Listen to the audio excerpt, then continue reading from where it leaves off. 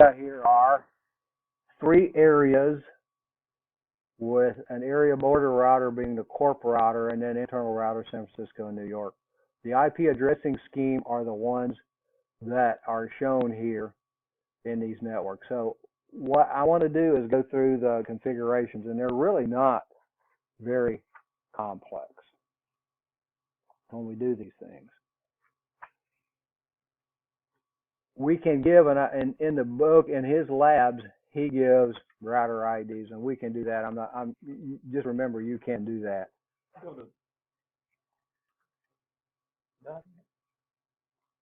Oh, you don't have this one. Let me do this one, and then I'll give you the one that you're going to do is a little simpler than this. A little simpler than this. So what we're going to do is go to config T, right? And we're in config T. So let's do router OSPF 1. So we have the router. We're telling it to do OSPF, and 1 tells it that we want to.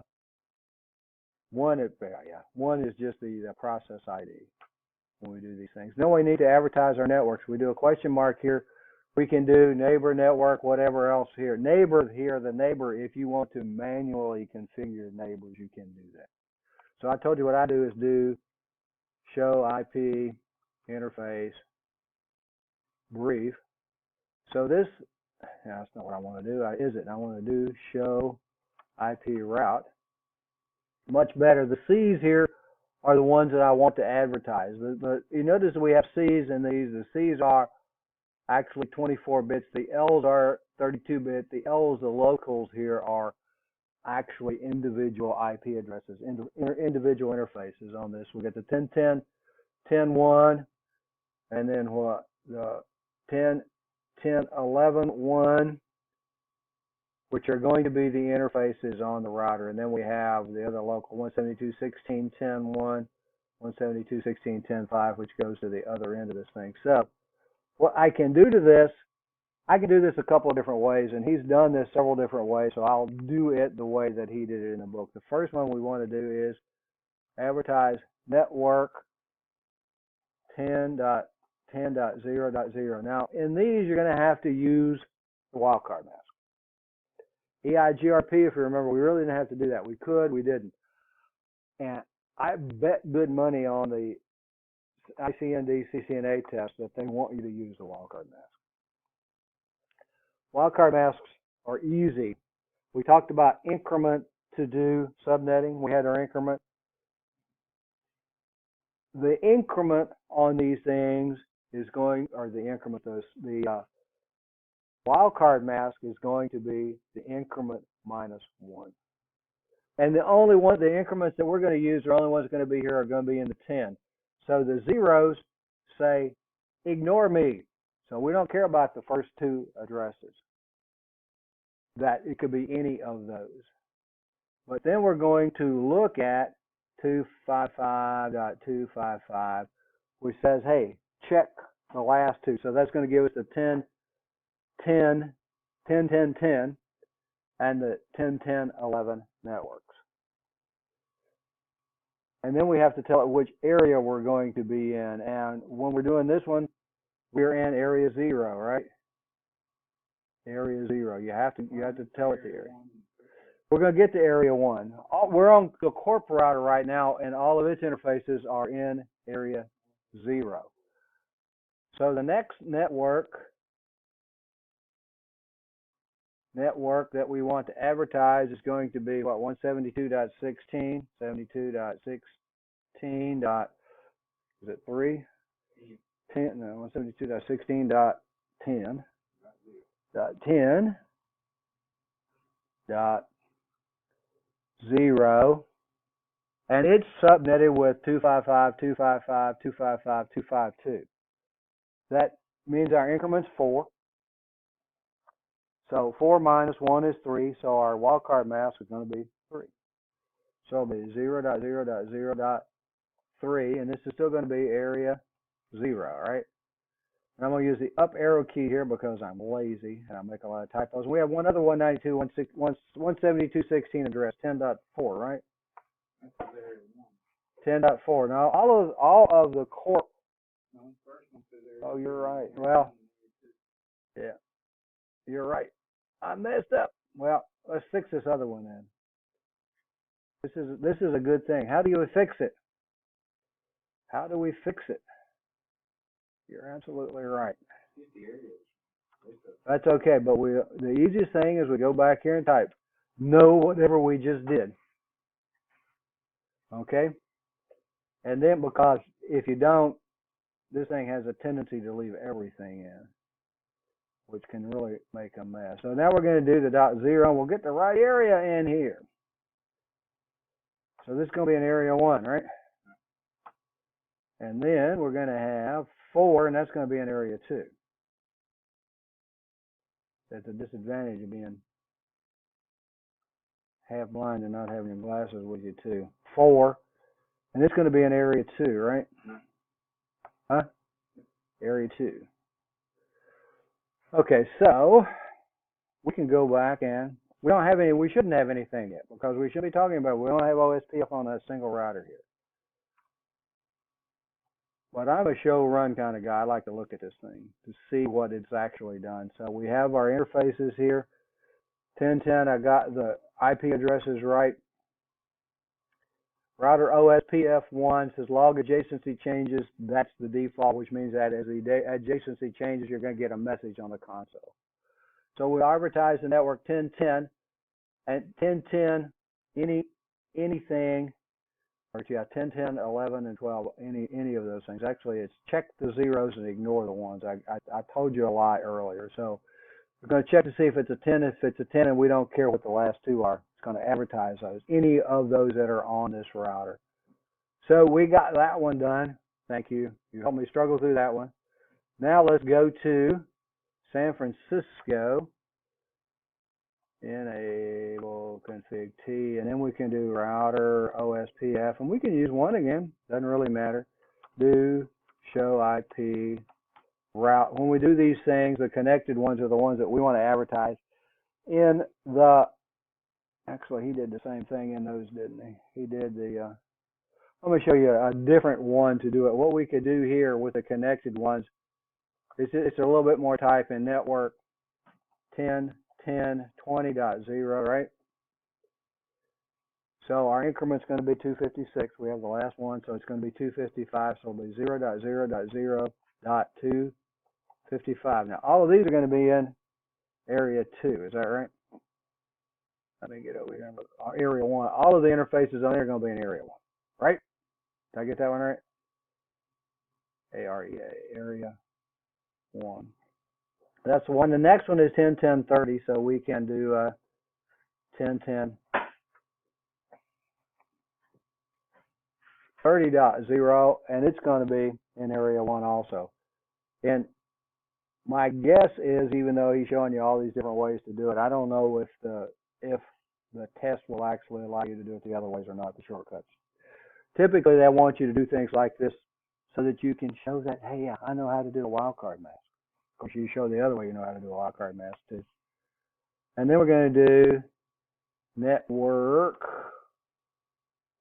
172.16.10. This one is the 0, right? Is that right? Yeah. 16. Yeah, well, he did, yeah, because he advertised the way he did.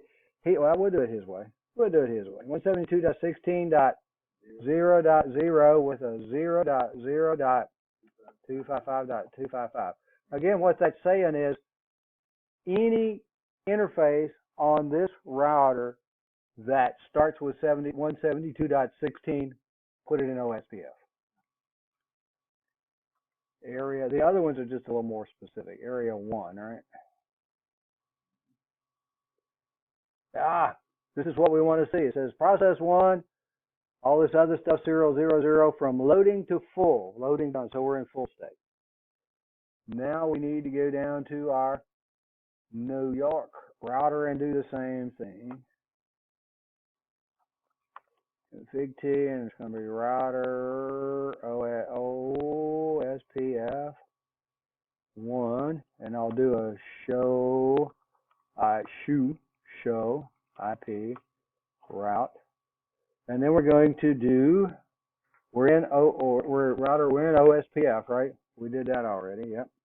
So now we're going to advertise our networks, and he just did network, and this is really a cool one. Network 0.0.0.0 with a 255.255.255.255, right? Area 2. Well, it's a lot simpler. And what that says is the network 0.0.0.0 says any network interface on this router, the 255s, say, hey, don't worry about it, just take it. So any interface on this router, put it in OSPF. And that's what we wanted to do with this, I think, is it not? Well, then with any luck, we got a contingency there. So when we do this thing, I think he goes to the corp to start with those things. Corp show IP OSPF neighbor. We'll look at some of the commands here. And we see that we have the adjacencies here. So show IP OS, and use the tab key, because you've seen how many mistakes that I have made. And again, these are all on serial interfaces. They're not going to have a DR and a BDR. So you'll get a dash here, full. That's a good thing. Our neighbor is 192.168.10.1 is going to be the address up here on these things. I know what I did. I still have one in there. I took a network out, but I didn't take the interface out. So the reason that the neighbors is because it uses the highest IP address that's on the router as the router ID. Because I told you what I did. I show an IP interface brief here. I used to have a 192.168 network on here. I don't have it anymore. I took it off because we didn't need it for this one, but I forgot to take the IP addresses off. So whether you see it or not, it uses the highest IP address. What you're typically going to use is the loopback address or assign it router IDs. How would you correct that right there? But this table, now what now? How would you correct that? Create. How would you correct it? I'll correct it. You would have to take this, well, we'd go get a router ID. We would go into the OSPF and give it the router ID command and then restart it. You can either reload the router or you can restart the processes, and he's got, and I have forgotten the exact command. He's got it in here. When you get done doing these one of the configurations, it says either restart the router or reload the OSPF processes, because OSPF won't change until the OSPF process has changed. So that's one of the things that kind of can make things change. You do a configuration and everything's working, and then 2 years later you restart the router, and yes, it might be 2 years later when you restart the router and all of a sudden everything changes because OSPF had changed and it didn't get updated until you actually restarted the router. Does that answer the question? But that's how you would change it. You can either restart the processes. What's wrong, but where do you fix it? Yeah. You can either restart. There's nothing really wrong. You just have to know that that's the ID. And in this router, based on what I said, in this router, it doesn't really make any difference because these are on serial interfaces. It uses it to keep track of the neighbors. If we were in a multi-access, an Ethernet, then it would use those addresses to elect the designated router and the backup designated router. Okay. So let's see. Did we do the neighbors? We did the neighbors, right? To go back to corp. We have our neighbors here. So, and we can go to each of those. I'm not going to do it. He does those things. I just want to go through the basics here.